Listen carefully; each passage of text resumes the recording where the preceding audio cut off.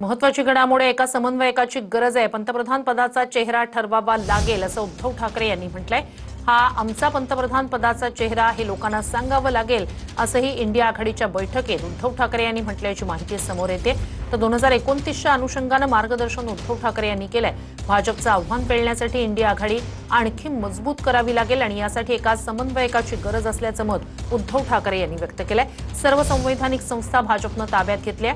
एक पार्टी एक इलेक्शनच्या दिशेनं भाजप वाटचाल करत आहे असं म्हणत इंडिया आघाडीला एकजुटीनं हे आव्हान स्वीकारावं लागेल असंही उद्धव ठाकरे यांनी म्हटलंय। अधिक या सगळ्या संदर्भात जाणून घेऊया आपले प्रतिनिधी निवृत्ती बाबर यांच्याकडनं। निवृत्ती, अनेक मुद्द्यांवर उद्धव ठाकरे बैठकीत बोलल्याचं कळतंय, मात्र सगळ्यात महत्त्वाचा एक चेहरा 2029 साठी ठरवावा लागेल।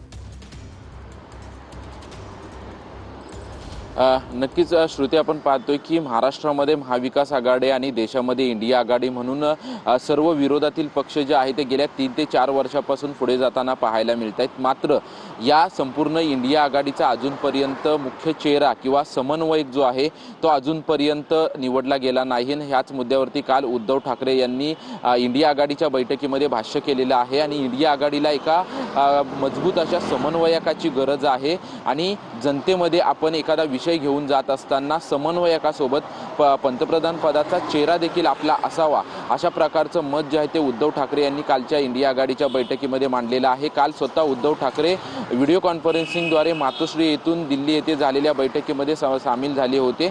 याच्या अगोदर देखील इंडिया आघाडीचा समन्वयक आणि पंतप्रधान पदाचा चेहरा ठरवावा अशी वारंवार मागणी जी आहे ते उद्धव ठाकरे यांच्या माध्यमातून केली जात होती। मात्र याकडे इंडिया आघाडीतल्या नेत्यांकडून लक्ष दिलं जात नव्हतं। मात्र पुन्हा एकदा काल उद्धव ठाकरे यांनी याच मुद्द्याला हात घालत पंतप्रधान पदाचा चेहरा त्याचसोबतच समन्वयक नेमावा अशा प्रकारची मागणी केलेली आहे। त्याचसोबतच भाजप कशा पद्धतीने सरकारी यंत्रणांचा गैरवापर करतोय याचं देखील उद्धव ठाकरे यांनी यावर